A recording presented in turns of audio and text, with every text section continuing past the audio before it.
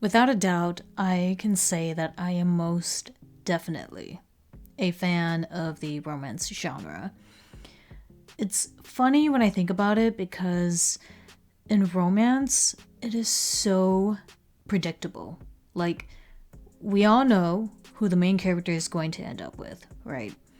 But in romance, it's not so much about who, but more about how. How do they come together? Thinking back on when I started to care about the romance genre, I would probably have to say that it was probably back in middle school when I really started to actively consume romantic stories. I mean, off bat, we're talking about novels, animation, TV shows, manga. Romance was easily, and still is, one of my go-to genres.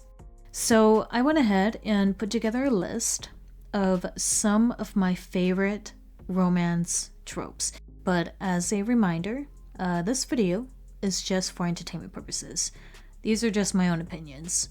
So just because something does not make it to the list here, doesn't mean it's not good. If anything I say here resonates with you, that's cool. If not, that's okay too. So, here goes. Childhood lovers. In most cases for childhood lovers, there's at least two individuals that grew up together.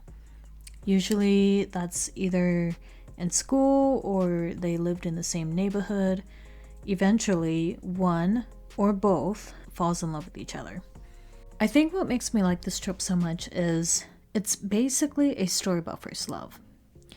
I think it's common to hear people describe first love like, oh, it was love at first sight. But I feel the childhood lovers trope shows a much deeper connection because there's history. When this trope is done well, I think it can be a really beautiful story watching these two individuals grow up and experience the ebbs and flow of coming of age together. In my opinion, I think this trope can be done wrong if the relationship becomes really toxic.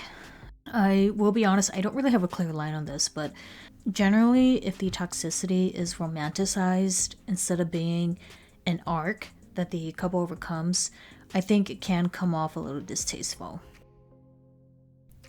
Enemies to lovers. Pretty self-explanatory. It's when at least two individuals start off as enemies or rivals, but they later become lovers. Usually they start off as enemies because either an event happened that made them be on opposing sides, or they just both have opposing views. The juicy thing about this trope, though, is what happens in between the scenes to bring the individuals together and make them fall for each other. This trope is a really fun one to read. I mean, throughout the story, it's very climatic because these two main characters are constantly butting heads, and so it's there's a lot of drama, or there's a lot of banter, and the high stakes is normally pretty clear in the beginning, and we understand as readers or viewers about what the problem is, and then as the story unfolds, we get to see how the two characters work through their differences and fall in love. One of my favorite parts is when the switch finally flips for at least one of the individuals and they realize their feelings for the other. However, a common pitfall with this trope is when there's this dragged out miscommunication. Honestly, anything unnecessarily dragged out does not help the story. It just makes the story very frustrating for the reader and the viewer. Fake relationships.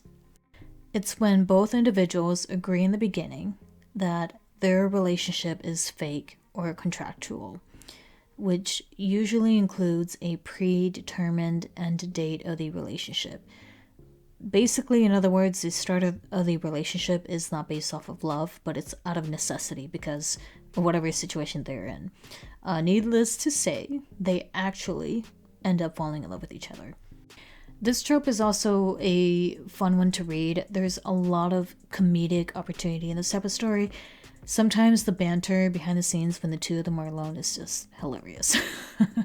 Because they're both in on it, on this fake relationship, and they're acting, in front of the crowd or in front of everybody else, but they're both on the consensus that this is a fake relationship. At the same time, it's like watching these two characters do a really awkward dance, but because everybody is watching, they just continue to commit. And then some sparks happen, which is when the magic comes and love eventually finds its way between these two characters. A way this trope can be done poorly, though, is when the story is written way too plot-driven instead of going off the character's natural course of action. Honestly, in any story where it's heavily plot-driven, I feel it can make the story predictable, and therefore it just becomes boring.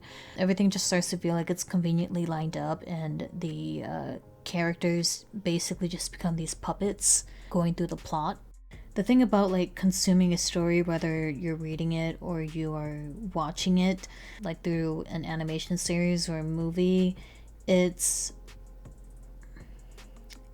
starts to remind you that, yeah, there's somebody telling the story. And they're just kind of making stuff up on the fly, and everything, it just happens to line up. All the ducks line up in the row. To me, that's how it feels like when a story is so heavily plot-driven. Then none of the characters matter. Anybody could have been in that situation, and it would have ended up the exact same way. It just makes the characters come off as very reactive to fit the plot, which can lead to some scenes that just don't make sense about the character's behavior. Love triangles. This is when there's at least 3 individuals involved, where 2 of them likes the same person. This type of story can really give you that push and pull and the angst of romantic rivalry. I honestly have a sweet spot for love triangles, but I know it's a common and overplayed trope.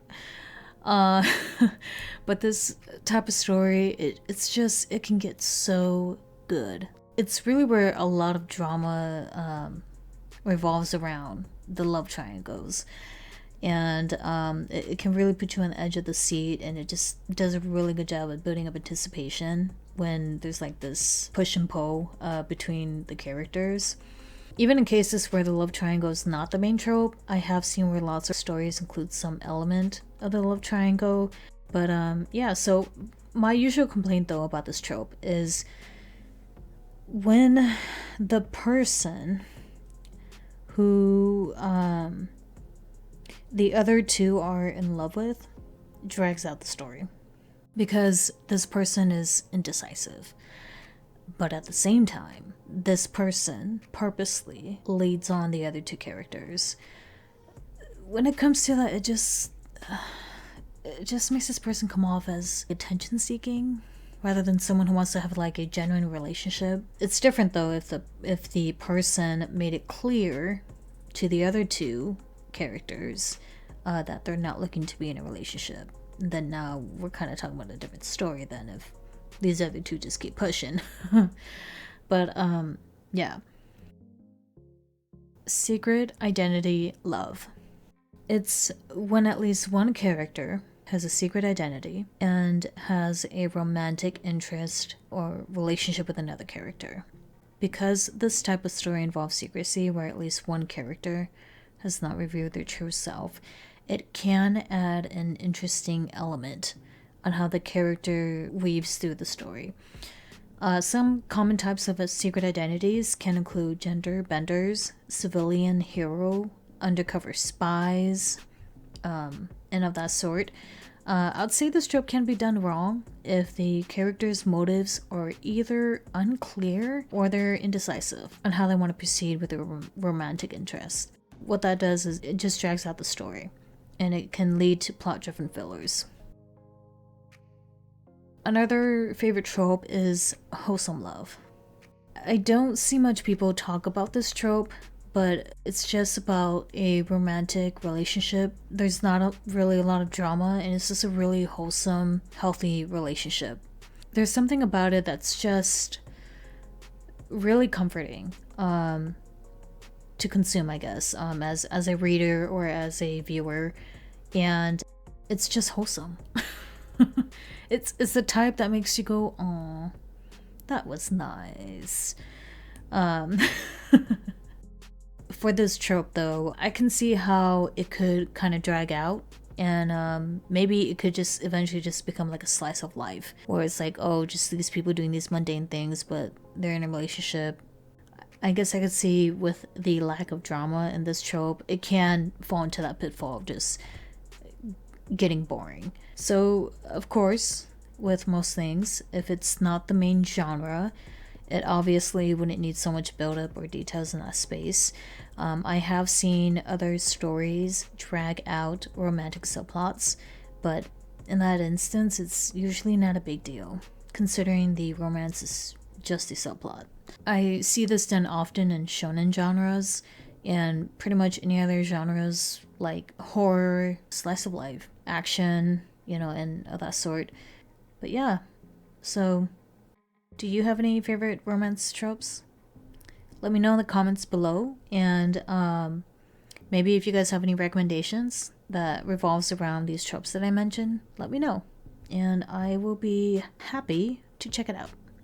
Thanks for listening, and I will catch you on the next one.